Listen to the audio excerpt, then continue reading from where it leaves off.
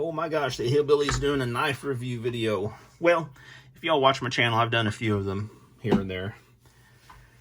This one is for a friend of mine, Chris. I believe it was Chris who put a comment in one of my videos. If it wasn't Chris, but someone asking for an out the front video, I'm almost 90% sure it was him. So this is for Bubblehead.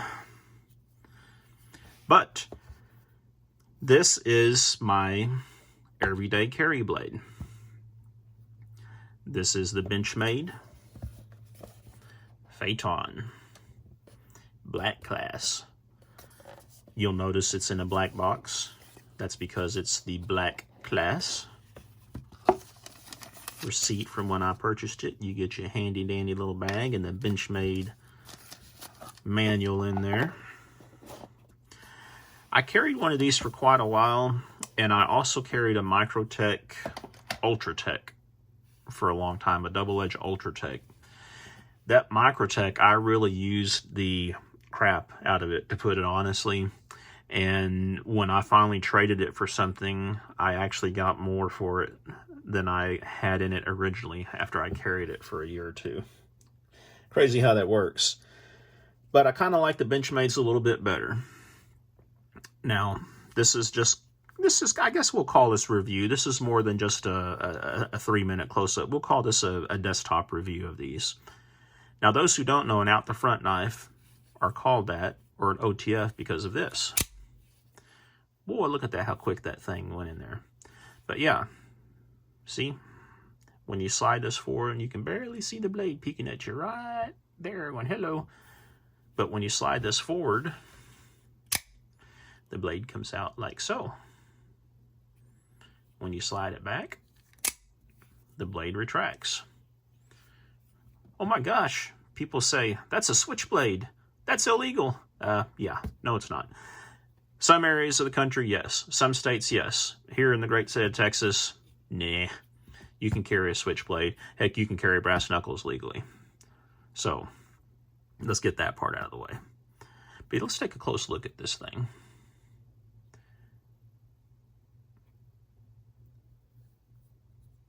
This is what I like about Benchmade. I've got a little bit of pocket dirt in there, I see.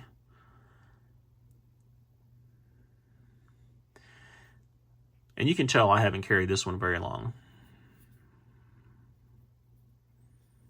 Just by the condition it's in. Benchmades are nice. Benchmades are nice. This knife has one drawback that I don't like, which I'll mention. You can see it's a S30V. Obviously, this one is the single edge. And therein lies the thing that I'm not really crazy about, is that they have a pretty steep angle on this. For the width of the blade and the edge angle and the thickness, this blade, in my opinion, needs to be about maybe 1 millimeter wider this way. But it's all right. That's just me nitpicking. I do know that I will not do an extensive sharpening on this myself, mainly because I don't want to mess up the edge on this one. Normally, I'm not afraid to sharpen knives. You know, I've got all kinds of sharpening equipment and everything. But on this one, to touch it up, I'll basically use Spyderco Sharp Maker and then my leather strop on my grinder. And that's about it, just to keep it touched up. When it has to have a real good factory sharpening, I will probably send it back to Benchmade. Because those who don't know, Benchmade, they do offer a life sharp guarantee where I think you pay the postage to send the knife to them, and they'll pay return postage to send it back to you. And they'll also go through it, like on an out the front like this, they'll go through it if you want them to, make sure everything's okay with it, you know, probably even clean and lubricate it for you, just like Microtech does on theirs. Now, you guys know, obviously, if you see my channel, that I do like guns, and a lot of people in the 2A community are down on Benchmade. I'm not one of them, to be honest with you. I think basically what happened, I think, is here a year or two ago, I think it was somewhere up in, well, wherever Benchmade is headquartered. I think I wanted to say they're out of Washington State, I believe. Let's just see if we can, yeah. Oh, Oregon, there we go.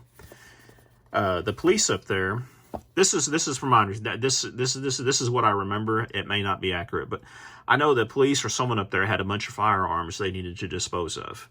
And guys, that happens. Police buybacks, criminals' weapons, etc. I mean, they can only store so many of those. They've got to get rid of them. Now, I'm like any other gun lover. I don't want, gosh, hell, don't destroy them.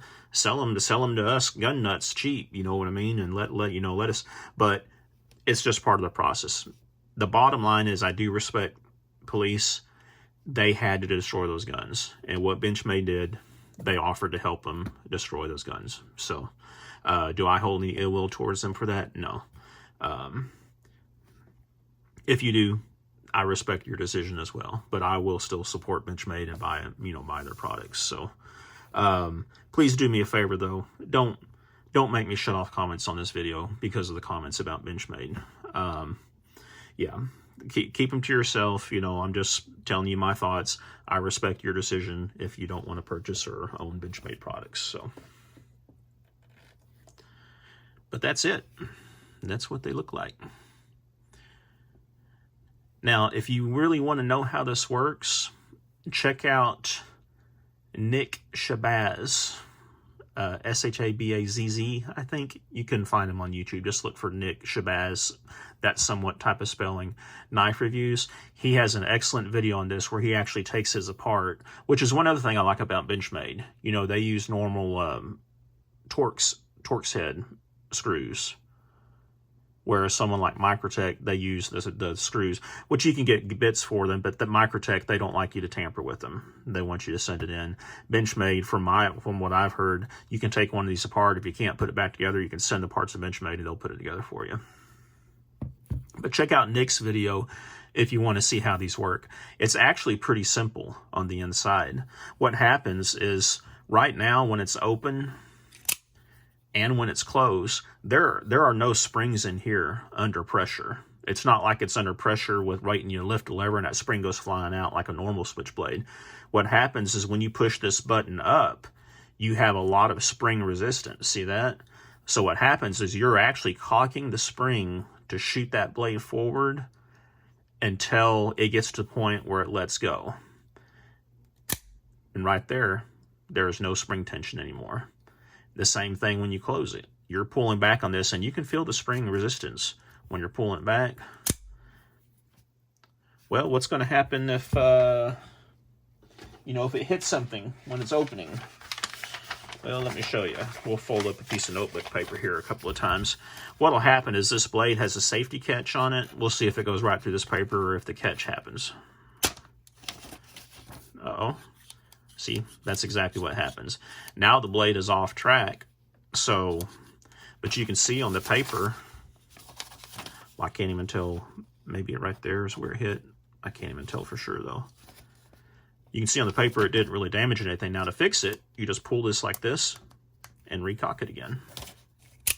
And you're back on track.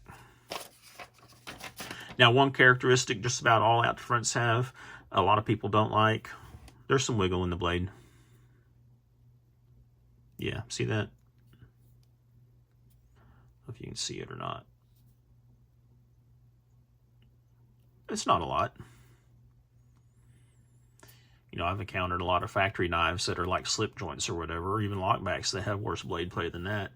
There is a brand, which I can't remember, but they make one where it locks like a fixed blade. It's steady once that thing opens. But that is it, folks. The Benchmade Phaeton. Thanks for watching, y'all. And you know the drill. Please like, comment, subscribe. Let me know if you have any questions. Take care.